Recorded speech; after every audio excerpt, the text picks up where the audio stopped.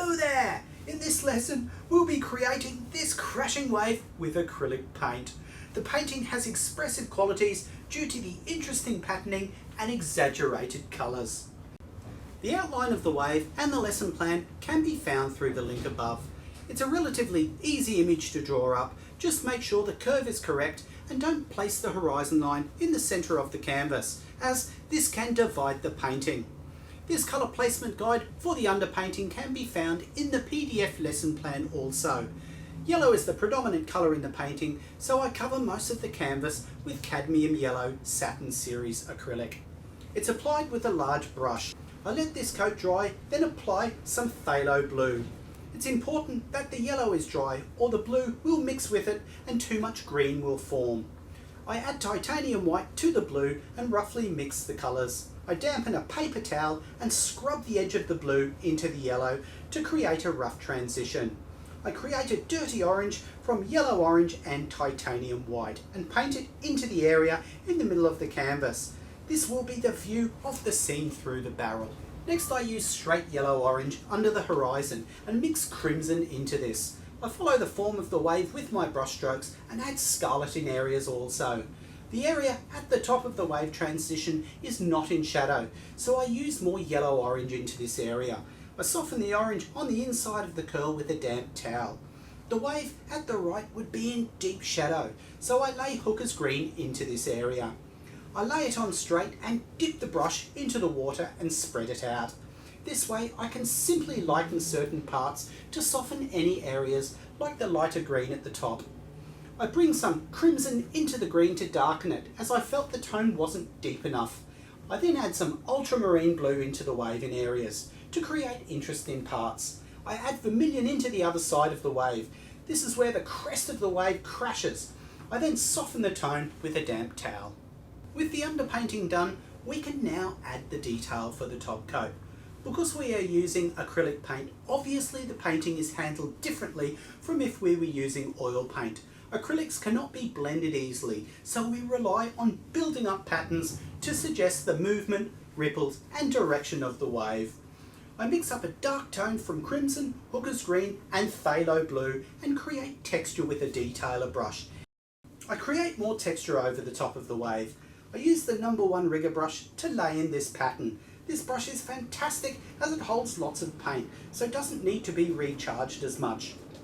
When laying this patterning on, it's best to lay in a few long lines to ensure the direction is followed.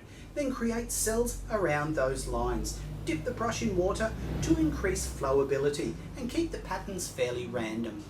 This part of the wave has crested and is starting to break, so I follow the direction of its form with my strokes. I then lay in more of the shadow lines onto the face of the wave. Because these are closer to us, they are further apart and longer.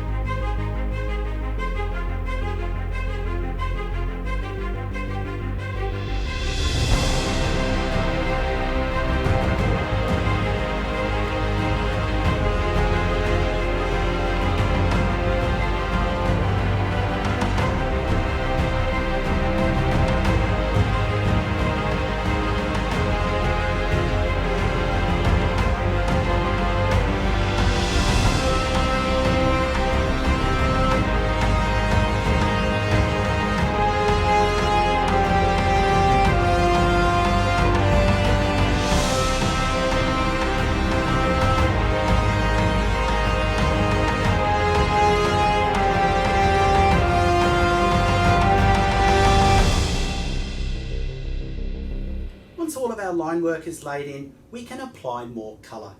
So I start by laying in some phthalo blue mixed with some titanium white, so it's a few shades lighter than the underpainting.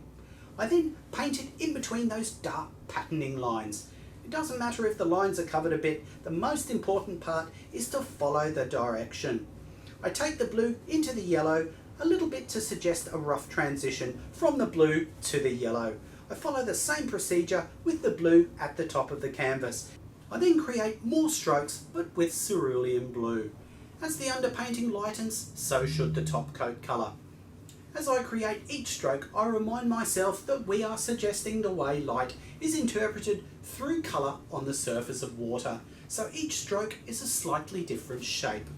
I add this blue into the face of the wave in the dark shadow area also. Again, it's very important to follow the form of the wave, as the area near the crest of the wave is almost vertical. Keep the strokes long and fluid. The next colour is turquoise and is from the Dimension acrylic range. I take this colour into the previous blue and keep the shapes pretty random. The closer the shapes are to the top of the canvas, the smaller and further apart they are. Next, I create a yellow from cadmium yellow with a touch of titanium white. When you add white to a colour, it dirties the tone. For most projects, this is undesirable, but works in this case. It also increases the paint's opacity, so it covers the blue nicely. I take this colour right up to the top of the canvas and keep my strokes random and unique.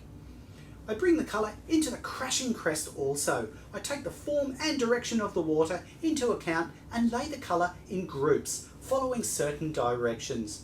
This part of the wave is quite busy with lots of movement, so I add quite a lot of paint to convey this. The next colour I apply is a blue mixed from cerulean blue, titanium white with a touch of yellow. I follow the direction and form again and bring it into the yellow and down into the crashing crest. Cadmium yellow is added into the green to create a bit of a transition from the orange above it. We can now start on the window of sky through that barrel. One of the most challenging subjects to paint in acrylics is clouds. This is because acrylics don't really blend all that well. So the paint really needs to be built up in soft layers. I start by laying white in first and establish where I want my clouds to be. Remember to make them smaller and closer together the lower they are in the sky. I then lay the sky colour in around the clouds. There is a fair amount of cloud cover in the distance, so I scrub on a light orange as well as a dirty blue purple to suggest a storm front brewing. The positives of acrylic are that they dry so quickly, so the next layer can be laid on almost immediately, so you can keep adding tone until it looks right.